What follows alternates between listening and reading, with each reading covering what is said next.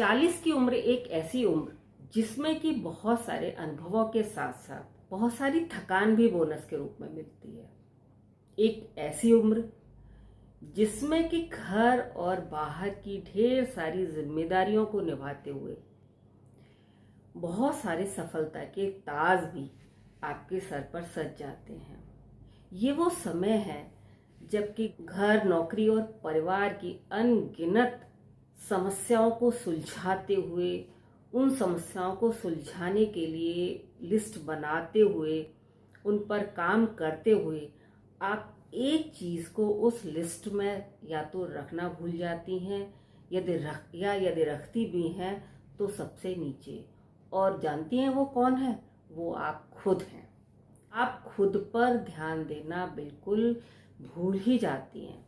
जबकि 40 की उम्र एक ऐसी उम्र होती है जो कि आपसे सबसे ज्यादा केयर की डिमांड करती है, क्योंकि इस उम्र में आपके अंदर और बाहर बहुत सारे परिवर्तन हो रहे होते हैं जो कि आपकी फिजिकल और मेंटल हेल्थ को प्रभावित करते हैं। और अगर यदि उन पर ध्यान न दिया जाए तो आपकी लाइफ की गाड़ी थोड़ी लड़खड़ा सकती है, आप उससे सफर कर सकती हैं। तो क्या आप 40 की उम्र के बाद लाइफ में आने वाले इन दुश्मनों को जानने, पहचानने और उन पर काम करने के लिए उत्सुक हैं? यदि हाँ, तो इस वीडियो में एंड तक जरूर बने रहिए। तो आज की वीडियो में हम जानेंगे उन परिवर्तनों के बारे में जो कि हमारे लिए एक दुश्मन हो सकते हैं यदि हम उन पर काम न करें। तो चलिए जानते हैं।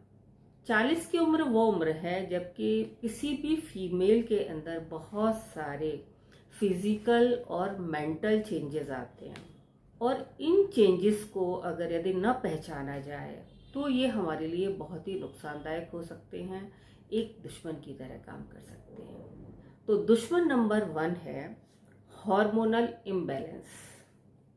40 प्लस की एज में किसी भी फीमेल की बॉडी में हार्मोनल चेंजेस स्टार्ट हो जाते हैं। एस्ट्रोजन और प्रोजेस्टेरोन जो कि किसी भी फीमेल बॉडी के मेन फीमेल हार्मोन होते हैं, 40 प्लस की एज के बाद इनका सिक्रीशन या कहें कि इनका प्रोडक्शन बॉडी में कम हो जाता है। ये वो हार्मोन होते हैं जो कि किसी भी फीमेल के फेमिनाइन कैरेक्टर्स के लिए रिस्पॉन्सिबल होते हैं। हार्मोन्स का सिक्रीशन बॉडी में कम हो जाता है तो उससे किसी भी फीमेल की बॉडी में बहुत सारे फिजिकल और मेंटल चेंजेस आते हैं। और ये चेंजेस पीरियड्स का इरेगुलर होना, ब्लीडिंग कम होना या जरूरत से ज्यादा होना, इस तरीके के सिम्टम्स के रूप में हमें बॉडी में नजर आने लगते हैं। इसके अलावा फेशियल हेयर्स का आना, ये भी हार्मोनल के इम्बैलेंस का ही एक कैरेक्टर होता है, जिनको कि देखकर कोई भी फीमेल परेशान हो जाती है कि आखिर ऐसा क्यों हो रहा है। दूसरा जो सबसे बड़ा दुश्मन है वो है त्वचा और बालों में होने वाला परिवर्तन। तो जब बॉडी में फीमेल हार्मोन्स एस्ट्रोजन और प्रोजेस्टेरोन इम्बैलेंस होने लगते हैं तो उनका असर किसी भी फीमेल के बालों और स्किन पर पड़ता है। एस्ट्रोजन जो है वो कोलेजन के प्रोडक्शन के लिए रिस्पॉन्सिबल होता है, और जब एस्ट्रोजन क्रिएशन बॉडी में कम होने लगता है तो कोलेजन का प्रोडक्शन भी कम हो जाता है, और कोलेजन की वजह से ही बॉडी की स्किन जो है वो उसके अंदर इलास्टिसिटी होती है, फ्लेक्सिबल होती है। और जब स्किन की इलास्टिसिटी कम हो जाती है तो उसके ऊपर फाइन लाइन आना, रिंकल्स आना, ये सब चीजें स्टार्ट हो जाती हैं। और बालों की ग्रोथ भी कम हो जाती है, बाल बहुत पतले हो जाते हैं, बालों का गिरना भी एक प्रॉब्लम के रूप में इस समय सामने आता है। तो ये जो प्रॉब्लम है कम ज्यादा हर फीमेल में देखने के लिए मिलती है। तीसरा जो सबसे बड़ा दुश्मन है वो है डाइजेशन का स्लो होना। 30-35 की उम्र तक हम जो कुछ भी खाते हैं वो आसानी से हजम हो जाता है, यानी डाइजेस्ट हो जाता है। 40 और 40 प्लस की एज में हार्मोनल इम्बैलेंस के कारण हमारा डाइजेशन भी स्लो हो जाता है, हमारा मेटाबॉलिज्म भी धीमा पड़ जाता है। तो जो कुछ हम खाते हैं वो ठीक से डाइजेस्ट नहीं होता है, जिसकी वजह से बदहजमी, खट्टी डकारें आना, ब्लोटिंग होना, गैस और एसिडिटी की प्रॉब्लम होना, ये फीमेल्स में एक आम बात हो जाती है, जिससे कि वो बहुत परेशान हो जाती हैं और उनकी हेल्थ पर उसका असर पड़ने लगता है। उम्र का चौथा सबसे बड़ा दुश्मन होता है वजन का बढ़ना। ज़्यादातर महिलाएं इस प्रॉब्लम को फेस करती हैं कि 40 या 40 की उम्र के बाद उनका वजन तेजी से बढ़ने लगता है, और कारण हार्मोनल इम्बैलेंस और मेटाबॉलिज्म के स्लो होने की वजह से डाइजेशन प्रॉपर नहीं हो पाता है और उसकी वजह से वजन बढ़ने लगता है। स्पेशली बेली के आसपास का फैट बहुत तेजी से बढ़ता है, और इस उम्र में वजन जितनी आसानी से बढ़ जाता है उतना ही मुश्किल होता है उसे घटा पाना। और पांचवा सबसे बड़ा दुश्मन है हड्डियों का कमजोर होना। तो फीमेल्स में 35 साल की एज के बाद से ही हड्डियां थोड़ी कमजोर होनी शुरू हो जाती हैं, लेकिन 40 प्लस की एज में एस्ट्रोजन के कम स्राव के कारण, कम सिक्रीशन के कारण हड्डियां बहुत तेजी से कमजोर होती हैं, सॉफ्ट होने लग जाती हैं। उसका कारण है हड्डियों का तेजी से कैल्शियम को लूज करना, जिससे कि ऑस्टोपोरोसिस का खतरा फीमेल्स में पैदा हो जाता है, जो कि हड्डियों को कमजोर बनाता है। तो अगर यदि विटामिन डी और कैल्शियम के लेवल का बॉडी में ध्यान न रखा जाए, और जरा सा गिरने पर ही फ्रैक्चर होने का खतरा बना रहता है। छठवां जो इस उम्र का सबसे बड़ा दुश्मन है वो है मूड स्विंग्स होना। हार्मोनल चेंजेस की वजह से फीमेल्स के मूड में अनएक्सपेक्टेड चेंजेस होते हैं। कभी उन्हें बेवजह रोना आता है, कभी बेवजह उदासी फील होती है, मन भारी भारी महसूस होता है, लेकिन प्रत्यक्ष कोई कारण नजर नहीं आता। अगर यदि आपके फैमिली मेंबर्स आपसे यदि ये शिकायत करें कि तुम बहुत चिड़चिड़ी हो गई हो, तो इसको दिल पर लेने की जरूरत नहीं है। इसके लिए आप कुछ हद तक तो जिम्मेदार हो सकती हैं, लेकिन मेनली ये जिम्मेदारी आपकी बॉडी में हो रहे परिवर्तनों की होती है। तो बेवजह गिल्ट फील ना करें। तो ये तो हुई बात हमारी बॉडी में होने वाले चेंजेस की, कि अगर यदि इनको एक्नॉलेज करके इन पर ध्यान न दिया जाए तो ये हमारी बॉडी में दुश्मन का काम करते हैं, हमारी बॉडी को डाउन करते हैं, हम फिजिकली और मेंटली अनफिट फील करते हैं। लेकिन अगर यदि किसी भी परेशानी को जान लिया जाए, पहचान लिया जाए, समझ लिया जाए, तो जब हम उसे अच्छी तरह जान समझ लेते हैं तो उस पर काम करके उसका सॉल्यूशन निकालना बहुत आसान हो जाता है। तो अब हम ये जानेंगे कि आखिर इन प्रॉब्लम्स के साथ हम कैसे डील करें, जिससे कि ये हमें कम से कम नुकसान पहुंचाए। क्योंकि देखिए, ये बात आप अच्छी तरह समझ लीजिए, और मैं कहूँगी कि आप ही नहीं, आपके परिवार के लोग, आपके आसपास के लोग यदि ये समझ लेते हैं कि ये बहुत ही नेचुरल प्रोसेस है जो कि आपकी बॉडी में हो रही है, और उन बदलावों की वजह से ही आपके अंदर ये फिजिकल और मेंटल चेंजेस हो रहे हैं, तो आपकी फैमिली की एक्सपेक्टेशंस भी आपसे उतनी नहीं रहेंगी, और वो भी आपके अंदर होने वाले चेंजेस को समझेंगे और आपको उनसे निकलने में मदद करेंगे। तो आइए जानते हैं कि इस उम्र में आप कैसे फिट और ऊर्जावान रह सकती हैं। तो पहला काम तो आपको ये करना है कि अगर यदि आपको स्ट्रेस हो रहा है तो सबसे पहले स्ट्रेस का कारण ढूंढिए, कारण तलाशिए कि आपको जो तनाव हो रहा है उसका कारण क्या है। क्या ये आपको फैमिली की वजह से हो रहा है, या किसी फाइनेंशियल प्रॉब्लम की वजह से हो रहा है, या निजी संबंधों में आपके पर्सनल रिलेशन में कोई दिक्कत चल रही है उसकी वजह से आप स्ट्रेस्ड हैं। तो जितनी जल्दी आप वो कारण जान लेंगी, उस कारण को जानकर उस पर काम करेंगी, उतना ही आप टेंशन फ्री रहेंगी, देखिए, टेंशन जो है एनर्जी को सक करने वाला, एनर्जी को चूस लेने वाला सबसे बड़ा कारण होता है। यदि हम टेंशन में होते हैं तो हमने देखा है हमारी एनर्जी एकदम से ड्रेन हो जाती है, और जब हम खुश होते हैं, हल्के फुल्के होते हैं, हमारा मन शांत होता है, तो हमारी बॉडी एकदम से हल्का फुल्का फील करती है। ऐसा लगता है कि शायद हम उड़ ही जाएंगे।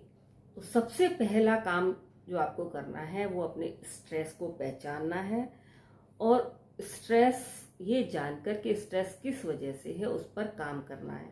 और अगर यदि आप खुद उस पर काम न कर सकें, ज़रूरत समझें, तो किसी प्रोफेशनल की मदद भी आप ले सकती हैं।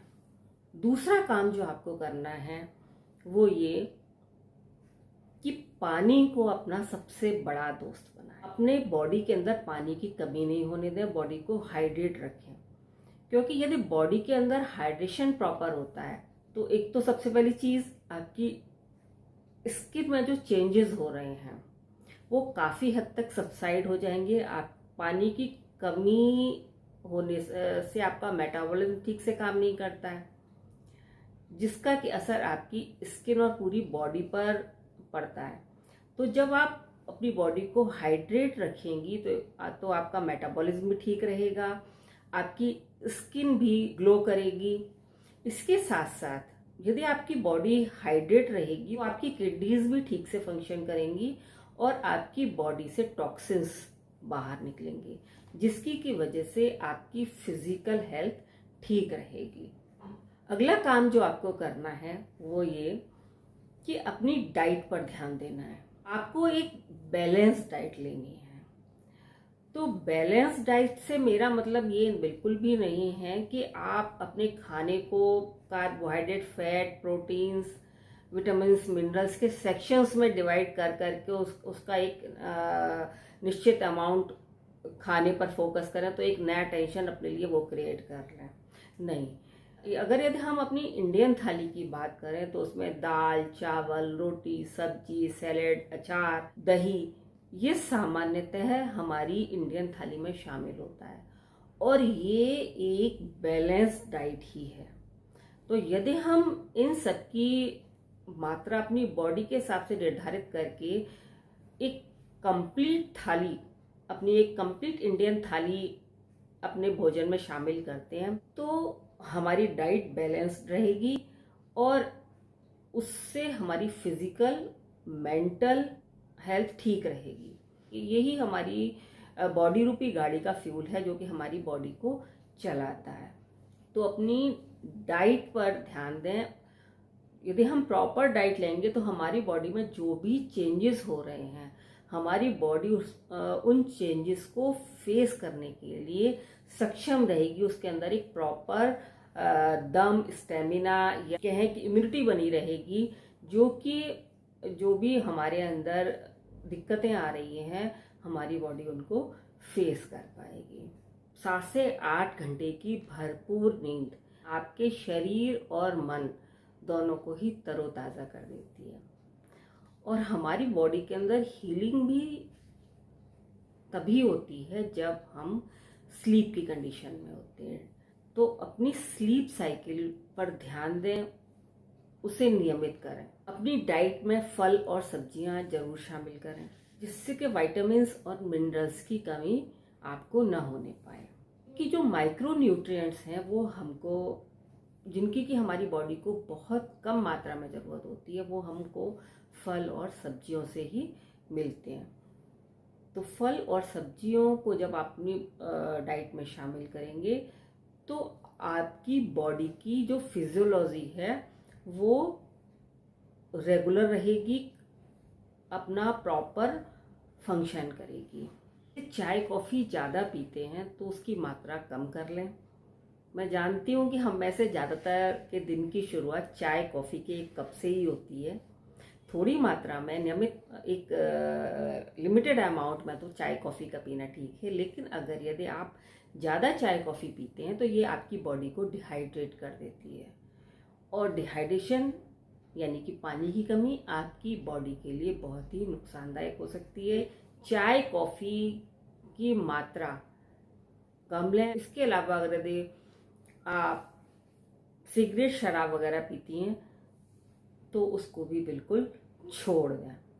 और नेक्स्ट काम जो आपको करना है वो है नियमित रूप से फिजिकल एक्सरसाइज जरूर करें।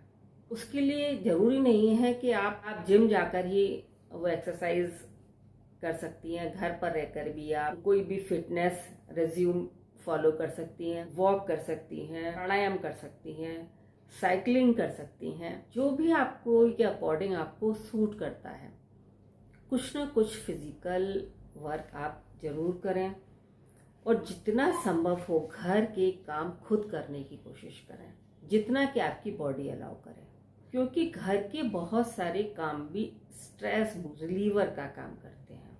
अपनी हॉबीज को जिंदा रखें, थोड़ा बहुत वक्त अपनी हॉबीज को जरूर दें, क्योंकि जब भी आप कोई क्रिएटिव वर्क करते हैं तो आपकी बॉडी के अंदर हैप्पी हार्मोन्स क्रिएट होते हैं जो कि आपके स्ट्रेस लेवल को कम करते हैं।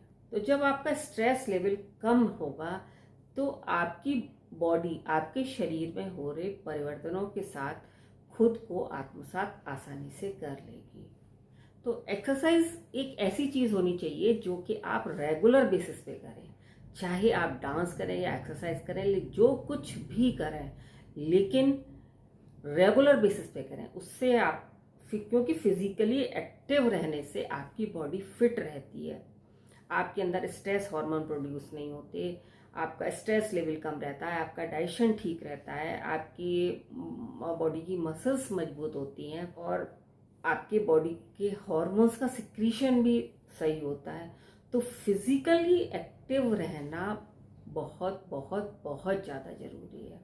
एक बोनस टिप और देना चाहूँगी कि एज के बाद रेगुलर बेसिस पर साल में एक बार अपनी बॉडी का चेकअप जरूर कराते रहें, जिससे कि आपको ये पता चलता रहे कि आपकी बॉडी में कोई प्रॉब्लम तो क्रिएट नहीं हो रही है। देखिए, ये कोई खर्च नहीं है, ये आपका अपने ऊपर किया गया इन्वेस्टमेंट है जो कि आपकी आने वाली ज़िंदगी के लिए है। क्योंकि जितना ज़्यादा आप फिट रहेंगी, टेंशन फ्री रहेंगी, उतना ही ज़्यादा आप अपनी फैमिली की देखभाल कर पाएंगी। ये बात कभी मत भूलिए कि आप अपने परिवार की रीढ़ हैं और अगर यदि रीढ़ मजबूत होगी तो पूरा परिवार मजबूत होगा, पूरा परिवार ठीक से चलेगा।